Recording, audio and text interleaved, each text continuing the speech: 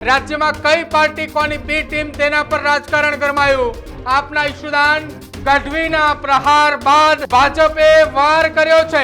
ઈશુદાનભાઈને સ્મૃતિ ભ્રમ થઈ હોવાનું નિવેદન પણ ઈશુદાન ગઢવીને લઈ ડોક્ટર યજ્ઞેશ દવે નિવેદન આપ્યું છે। ઈશુદાનભાઈએ આક્ષેપ કર્યો છે। ઈશુદાનભાઈને મારે એ કહેવું છે કોણ એ ટીમ છે ને કોણ બી ટીમ છે એ તમે તમારા નેતાઓને પહેલા પૂછો। એટલે કદાચ એમને સ્મૃતિ ભ્રમ થઈ ગઈ હશે અથવા તો એમને યાદ નહીં હોય રાજકારણમાં આવ્યા એ પહેલા એક એન્કર હતા એટલે એમને જે સ્ક્રિપ્ટ આપવામાં આવતી હોય બોલતા હોય અને આ જે એમને નિવેદન કર્યું છે વગર સ્ક્રિપ્ટનું નિવેદન હશે એવું માની લેવું છે।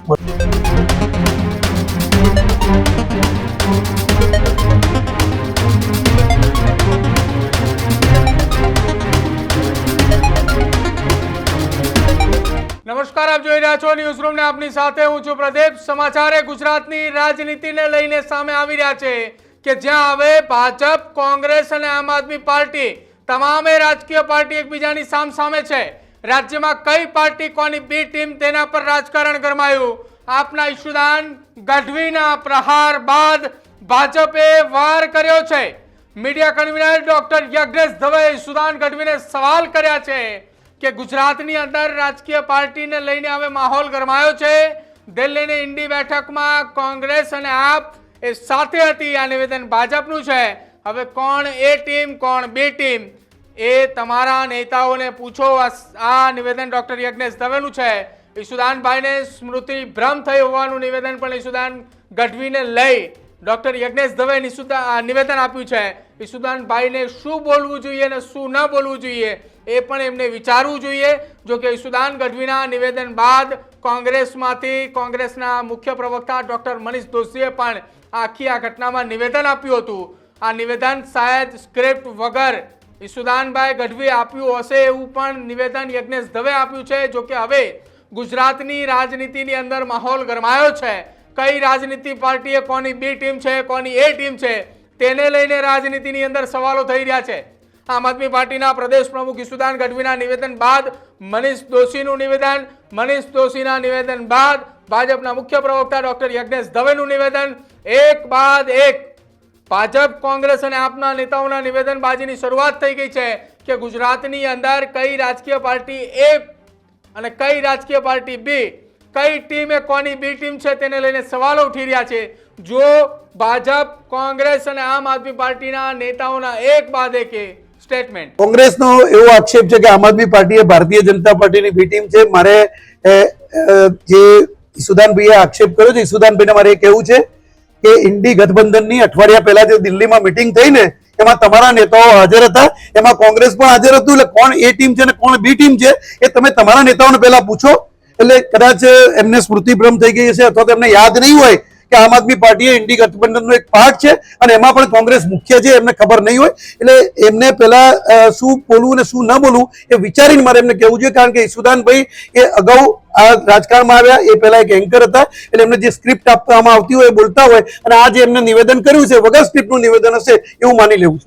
આમ આદમી પાર્ટીનો લક્ષ્ય છે પ્રજાની સેવા કરવાનું। આમ આદમી પાર્ટીનો લક્ષ્ય છે ગુજરાતની ને ભારતની જનતાનો વિકાસ કરી અને ગુજરાતને, ભારતને વિશ્વમાં નંબર 1 બનાવવા। અને એના માટે જે પણ પાર્ટી અત્યાચાર કરતી હોય, તાનાશાહી કરતી હોય, એને અહંકાર આવી ગયો તો એવી પાર્ટીઓને ખાત્મા બોલાવવા માટે આમ આદમી પાર્ટીએ લોકસભામાં ગઠબંધન કર્યું હતું। પણ જે રીતે કોંગ્રેસ છે એ ભાજપના કમલમથી ચાલી રહી છે, કમલમ વાળા કે એટલે ઉમેદવારો ઉભા રાખે। વિસાવદરમાં એમણે ઉમેદવાર ઉભો રાખીને આમ આદમી પાર્ટીને, ગુજરાતની જનતાને, ગુજરાતના ખેડૂતોને હરાવવાની જે કોશિશ કરી કોંગ્રેસ, અને પછી તમે જોયું હશે કે રૂપિયા લેતા કોંગ્રેસના નેતાઓ પકડાય છે, રૂપિયા વહેંચતા પકડાય છે, ભાજપના કામ કરતા પકડાય છે। ત્યારે ગુજરાતની જનતાની ઉમેદ એ બહુ ક્લિયર કટ થઈ ગઈ છે। અમે ગુજરાતની જનતાની વિરુદ્ધ જઈ ન શકીએ।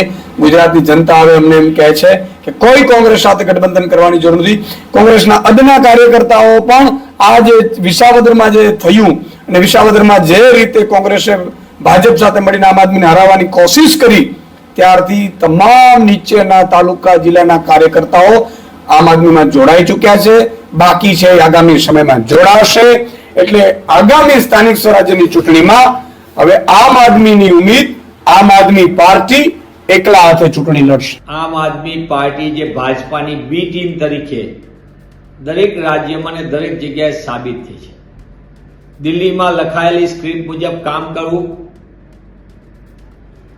કોંગ્રેસના મતનું વિભાજન કરાવવું અને ભાજપાને મદદ કરવાની નીતિગત નિર્ણય કરીને ઊભી થયેલી આમ આદમી પાર્ટી જે રીતે કામગીરી કરી રહી છે એનાથી દેશની જનતાને પણ નુકસાન થાય છે.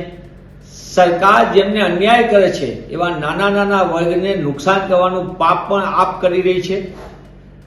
દિલ્હીની અંદર જમીનનું સ્કેમ અને સ્કેમ પછીની સ્કીમ એટલે કે ગુજરાતમાં ભાજપાને કઈ રીતે વધુ મદદ થઈ શકાય તે પ્રકારે એક પછી એક નિર્ણયો કરવા અને એ કોંગ્રેસ ઉપર આરોપ કરે છે. હું સમજી શકું છું ભાજપાની જે નીતિગત નિર્ણયો કર્યા છે એમાં ભાજપાએ લખેલી સ્ક્રિપ્ટ મુજબ એમને જેલમાંથી બહાર આવવા માટે કઈ રીતે હરિયાણામાં બધા ઉમેદવારો ઉભા રાખ્યા અને કઈ રીતે વિપક્ષના મત સરકાર વિરોધી મત વહેંચીને કઈ રીતે ભાજપાને મદદ કરી એ હરિયાણાનું તાજું ઉદાહરણ દેશ આખાએ જોયું છે. અને એ જ રીતે ગુજરાતમાં પણ આપનું કામ ભાજપાને મદદ કરવા માટેનું છે, એટલે કે બી ટીમ તરીકે જ કામ કરી રહ્યા છે અને એની જવાબદારી નિભાવી રહ્યા છે. એને લાભ કયો લેવાનો કે જેલમાં ન જવું પડે, લાભ શું લેવાનો બીજા કોઈ ખેલમાં આવવાનું નહીં અને એના આધારે એમને આ વાત કરીને આ રીતે મતનું વિભાજન કરવું. હું આપના માધ્યમથી માંગ કરું છું કે આપના નેતાઓ વિસાવદરને એક જીતા એટલે બહુ બુમાબુમ કરે, પણ એમને યાદ રાખવું જોઈએ કે એમની કડીની અંદર ડિપોઝિટ ગઈ છે. એમને એ પણ યાદ રાખવું જોઈએ કે અગાઉની લોકલ બોડીની ચૂંટણીમાં મોટા ભાગની જગ્યાએ એમની ડિપોઝિટ ગઈ હતી. એટલે આપ ભાજપાની સ્ક્રિપ્ટ પ્રમાણે ભલે કામ કરે પણ કોંગ્રેસ ઉપર બેજવાબદારીપૂર્વકના આક્ષેપો કરવાનું બંધ કરે. હકીકતમાં દિલ્હીમાં લખાયેલી સ્ક્રિપ્ટ મુજબ કામ કરનારા ગુજરાતમાં આપના નેતાઓ કોંગ્રેસ ઉપર આરોપને બદલે પોતાનું મૂલ્યાંકન કરે.